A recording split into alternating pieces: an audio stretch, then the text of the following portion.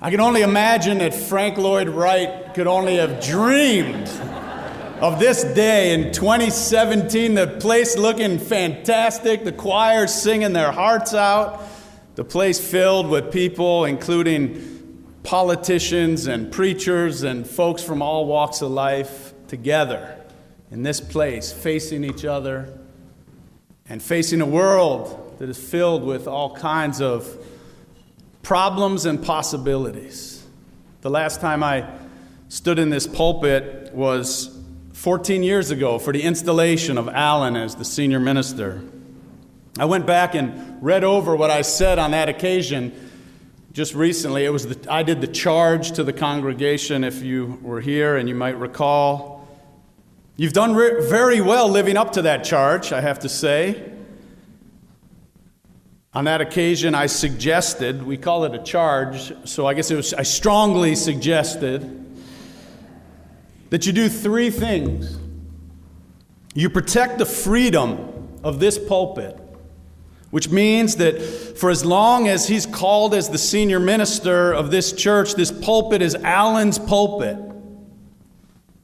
And your job, Unity Temple, is to make sure that he is free of all and any political, doctrinal, or personal constraints.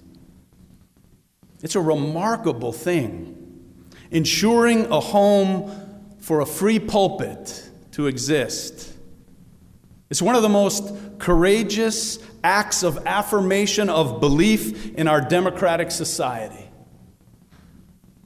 To provide a 3-foot square of space for the freest expression of doubt and faith, of conviction and yearning, of truth and opinion is something of enormous consequence. To house a pulpit upon which there are no limits placed upon the one who is called to it, no creedal test or examination, no burden of dogmas or doctrines, no articles of faith. Where else in the world? Where else anywhere? What sheer extravagance of the human spirit. By this rededication, this congregation reaffirms its reason for being. And one powerful reason is giving a home and a pulpit with the unique privileges and responsibilities of the freest voice wherewith to speak to the conscience of the culture. The freest voice wherewith to question openly and publicly the prevailing assumptions, the common morality, the existence of the popular gods. The freest voice wherewith to plumb the depths of our being, to search out the dearest, freshest, deep down things. Through the restoration of this church, one thing that you're doing is providing a free pulpit to a minister to cry out loud, to lift up his or her voice like a trumpet in controversy and compassion. Unity Temple, today is a day to renew and reaffirm this congregation's reason for being. It's a day to renew your calling. You've been called to offer a distinct witness. You are different from the people in the churches across the street and around the corner. You're different from the people who have no faith community. You're different from people who enter this beautiful building as tourists to admire its style and architecture. You are different. And you are called to maintain your differences even as you seek to foster unity with others. I applaud you. You have done a wonderful job at this. Alan has told me that he's been afforded this pulpit with absolute freedom. And I've heard a number of his sermons, and he's a really good preacher. And this church has grown stronger and more relevant because of it. He loves you. He loves you, and he has a huge heart for this community and the wider Chicago area and this world. Now, I also charged you that day to take care of Alan and his family And I applaud you again because you've done a wonderful job of that. And my last charge was to say that you have a beautiful structure, and you must tend to it carefully. But I hope that you never confuse your spectacular structure with your spectacular purpose. Now you have an even more spectacular building, so it's time to renew and dedicate yourselves to an even more spectacular purpose. Are you with me? Unlike Reverend Bushkowski, I'm used to getting a lot of feedback when I preach in my church, so it's good to hear that you're out there. I want to share with you an excerpt from a sermon from the minister emeritus of my congregation, the Reverend Dr. John Wolfe, who some of you may have heard just died at the age of 92 last week. He said of our church, and it's true of this church as well, "I believe this place exists because we created it. It's no accident. It never would have happened without us and those friends and those older companions who preceded us, who laid the foundation for what we have built and are rebuilding. Not just anybody would have done it. Not just anybody would have needed to do it. Not just anybody would have wanted to do it. For whatever reason, and we have many reasons, we bond together here to celebrate a faith for the free." He went on, "The church is not just going to happen. It did not come out of nowhere, nor is it going to continue by accident or by random selection. We have to put our minds to it, our intentions to it. People say to me, 'What do you do about the ayatollahs of the world whose madness reaches into our bookstores? What do you do about the right to life and the white supremacists and the zealots who threaten our hospitals and our highways and our youth? What do you do about the political Philistines and their disciples who want to invade our schools and our play yards with their pieties?' Many things. We take sides, we start arguments, and we stay awake. But first and foremost, we make a church like this church, as strong as we can make it. And we say to ourselves, what if this church were even stronger? What if this church were even bigger? What if there were more of them? What difference would that make? I'll tell you. Fanaticism works when there's no one to oppose it. Ignorance triumphs when there's too few to stand together to counter it. Prejudice and hate, baptized by a divine name, is abetted and sanctioned by a society where there's no institution strong enough to call it out by its proper name. Unity Temple, we live in morally ambiguous times. That's to say that there is no agreed upon morality today. And our nation is a house divided, and it's splitting even further as we speak. A house this divided cannot stand for too long. You, however, are called to live up to your name, to a mission of unity. So now that this building is restored, what the heck are you going to do about it? How are you going to use this building as a place worthy of its name? You sit in here each week facing each other. It's not just meant to draw you together. It's to give you and anyone who comes into this place an experience of what the world needs. You have the building, but do you have the courage to house a free and responsible conversation across many differences that will draw people to face each other in this land? The conversations that we're seeing on television and reading on Facebook are not very responsible most of the time. And we, Unitarian Universalists, can be just as guilty of turning away from those we disagree with. Now, in this house, you can't turn away. Do you dare do the same outside? In our Universalist theology, we say that we're all going to heaven. Now, whether you believe in heaven or not, stay with me on this for a minute. Don't get all literal on me, or you're going to miss the point.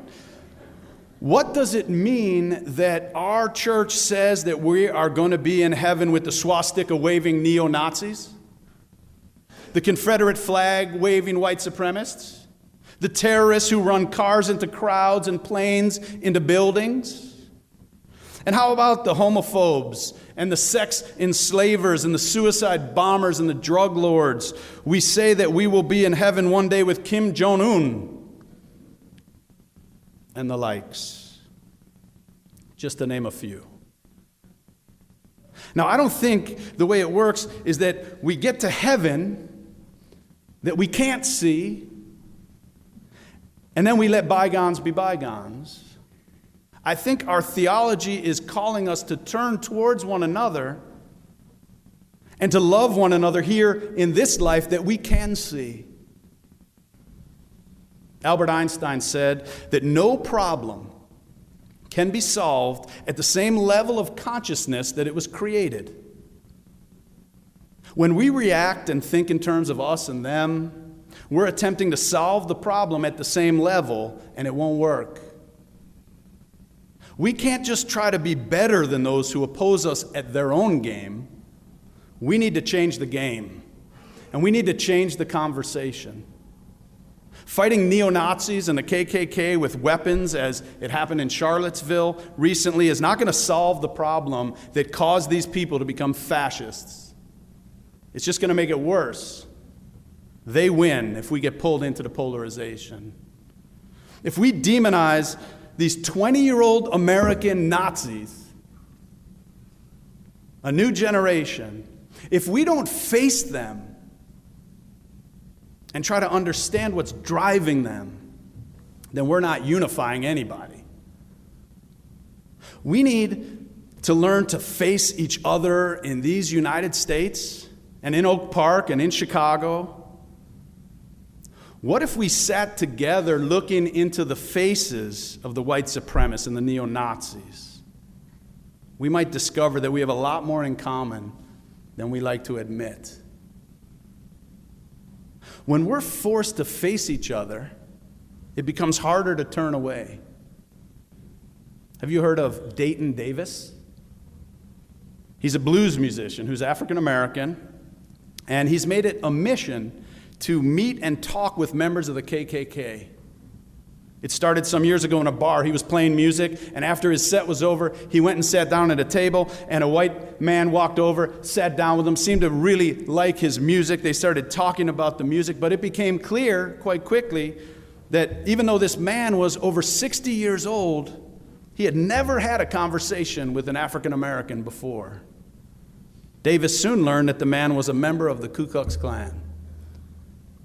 They agreed to meet again after that night, and eventually the man renounced the KKK and the white supremacist ideology. Now, we might think that this was an exception or a lucky happenstance, but since that day, Daryl Davis has single-handedly converted more than 200 Klansmen, including more than one Grand Wizard of the KKK. He does it by building relationships with them. He said, when two enemies are talking, they're not fighting. It's when the talking ceases that the ground becomes fertile for violence. If you spend 5 minutes with your enemy, your worst enemy, he says, it doesn't have to be about race. It could be about anything. You will find that you both have something in common. And you build upon those commonalities, and you're forming a relationship. And as you build a relationship, you're forming a friendship. That's what happened, Davis said. I didn't convert anybody. They saw the light and converted themselves. The world needs more Daryl Davises. It needs a temple worthy of the name unity, where the people don't just sit facing each other on Sundays, but where they teach the rest of us to do it every day. Are you up for that? I hope so, because we need you. Yeah? So I'm going to close with just a few specifics, because sometimes these sermons, they just, we just talk about all these big ideas, and it's kind of hard to know what to do with it. I heard this from Beth Zemsky, who's an intercultural consultant, who talked about this on her new podcast that she offers. Here's what love looks like. Here's what universalism looks like and demands. These 3 things. You might want to write them down. That everyone is included, that it's compassionate, especially to those most in need, and it reflects that my well-being is tied to your well-being. Look at it with healthcare. We want reforms that ensure everyone is included. We want to make sure that any reforms are compassionate to those in need, because we understand that our well-being is connected to everyone else's. Think about it with coal miners. Instead of telling them that coal is gone forever, deal with it. Frame the conversation with them explaining that we want an economy that includes everyone. And we want the economy to be compassionate to those who are hurting the worst. Because we realize that our well-being is tied to your well-being. It's unifying. It's universalist. It's based on core American values, based on Christian, Jewish, and Muslim values. If we want to help end the crimes against humanity, and that's what they are, that are happening disproportionately to people of color by our criminal justice system, instead of framing it as black lives versus blue lives, as so many are trying to do, let's be advocating and agitating for a system that works for everybody. A system that is compassionate for those who are most in jeopardy, because we know that all of our well-being is tied to each other's. We can't just wait and react and resist. We need to set the frame ourselves. Unity Temple, thank you for all you have done and all that you are doing to restore and maintain this building that is so beautiful to the eyes. Now, make sure you keep your eyes on what matters. Don't follow the birdie, or follow the tweet, or follow the words scrolling on the bottom of your television screen and get distracted from your purpose, your sacred purpose, a purpose that our world desperately needs. Remember, you want everyone included. You want compassion, especially to those who are most in need, and you know that your well-being is tied up in the well-being of everybody else. Preach it here, but also take it out there into the world. This world is hungry for what you're cooking up in this place. Use what you have here to sow some unity into this metropolis and into this divided nation. It's a time for this church to take its place even more boldly in the religious landscape of Chicago and of America. Because if unity was ever needed, it's needed now. You have the leadership, you have the history, you have each other, and you have a world-renowned building. It's time to take it to another level. God bless you. Amen.